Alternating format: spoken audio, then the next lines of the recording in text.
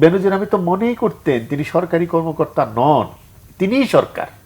সাবেক সেনাপ্রধান আজিজ আহমেদ এবং সাবেক পুলিশ প্রধান বেনজির আহমেদের বিষয়টি নিয়ে এখানে দল করা লাগবে কেন? তিনি আওয়ামী লীগের কেউ নন, বিএনপির কেউ নন, এটা এই কথাগুলো আসবে কেন? তিনি একজন অপরাধী হিসেবে কি তার বিচার হতে পারে না? না, একেবারেই মানে খুবই আমার কাছে খুবই আশ্চর্যজনক লেগেছে এই বক্তব্য, এবং রাজনৈতিক জায়গা থেকেও আমার কাছে একটা সঠিক বার্তা বলে মনে হয় নাই। তার অর্থ কি এই যে আওয়ামী লীগ করলে বিচারটা হতো না, মানে আওয়ামী লীগ দল করলে বিচারটা হতো না, এরকম একটা কনোটেশন কেউ যদি ড্র করে তাহলে কি কোথাও কোনো রং কিছু হবে? বেনজির আহমেদ এবং আজিজ আহমেদের দেখেন যে বিষয়গুলো এখন পত্রপত্রিকা আসছে, দুইটার কিন্তু অ্যাঙ্গেল খুব ডিফারেন্ট। প্রথম কথা হলো, আজিজ আহমেদের বিরুদ্ধে এখন পর্যন্ত দেশের কোথাও কোনো অভিযোগ উত্থাপিত হয়নি। দেশের বাইরে থেকে একটা অভিযোগ আসছে এবং যুক্তরাষ্ট্র তাকে নিষেধাজ্ঞা জারি করেছে তার বিচার ব্যাপারে। সেটা একটা দিক, এবং তার কিন্তু জনপরিসরে কোনো ভূমিকা ছিল না সেভাবে। তিনি সেনাবাহিনী প্রধান, সেনাবাহিনীর ভিতরেই ছিলেন।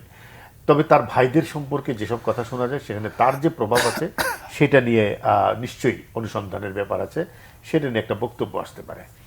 কিন্তু বেনজির আহমেদ যা করেছেন তা কিন্তু ক্ষমতা কাঠামোকে ব্যবহার করেই করেছেন তিনি। এবং আজিজ আহমেদ দুজনেই, তারা যদি প্রো আওয়ামী লীগ না হতেন তাদেরকে সেনাপ্রধান করা হতো না, বিএনপি তাদেরকে কোনোদিনই করতো না। এই যেখানে একজন বিএনপির সমর্থক বা নেতা যাই বলি তিনি আছেন, কোনোদিনই করতেন না। এবং তারা দুজনেই সরকারের রাজনৈতিক সদিচ্ছাগুলো পূরণ করেছে ক্ষমতায় থেকে, অর্থাৎ তারা তাদের পদে থেকে, তারা যা কিছু করেছেন পদে থেকে করেছেন। সেই পদগুলো অলঙ্কৃত হয়েছে রাজনৈতিক সরকারের অধীনে, এবং সেই রাজনৈতিক সরকারটা ছিল আওয়ামী লীগ সরকার। তো এগুলো বলে আমার কাছে মনে হয় যে যে দায় নেওয়া না নেওয়ার একটা সংস্কৃতি, কাঁধ থেকে ফেলে দেওয়ার সংস্কৃতি, এইগুলো এখন এটা টের পাচ্ছেন হয়তো কিছুটা বেনজির এবং আজিজ আহমেদ, কিন্তু অন্যরাও যারা লাইনে আছেন তারাও বুঝতে পারছেন যে আসলে কখন কাকে কাঁধ থেকে ফেলে দেওয়া যায়। বেনজির আহমেদের যে বিরাট দুর্নীতির মানে ফিরিস্তি, আমরা এটা কিন্তু পড়ে শেষ করা যায় না।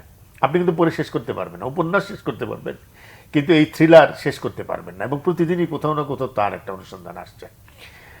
এটাকে দুর্নীতি অবশ্যই বলতে হবে, বিশাল দুর্নীতি, কিন্তু তার চাইতে বেশি যেটা বলতে হবে এটা কুকর্ম।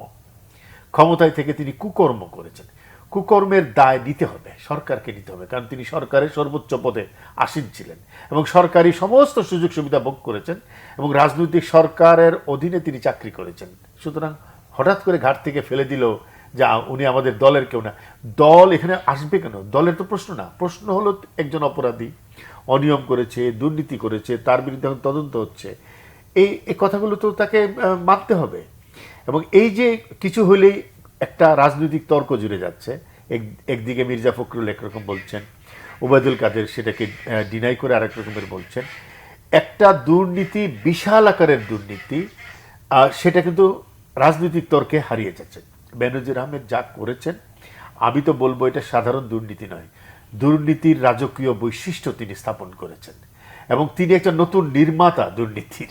তাকে একটা নির্মাতার পুরস্কার দিতে হবে। আসলে দুর্নীতি কত প্রকার হতে পারে, কিভাবে হতে পারে, তিনি আসলে দখল করেছেন, তিনি আসলে যেটা করেছেন থাবা বসিয়েছেন, তিনি আসলে টাকা রোজগার করে নেই, তিনি টাকা ছেপেছেন বলতে পারেন।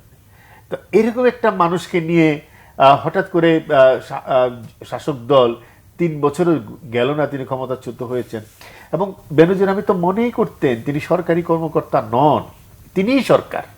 তার এই ভাবটুকু কে এনে দিয়েছিল তাকে? এই ক্ষমতার কাঠামোর ভিতরকার রাজনৈতিক শক্তি তো তাকে, এই শক্তিটা তাকে দিয়েছিল।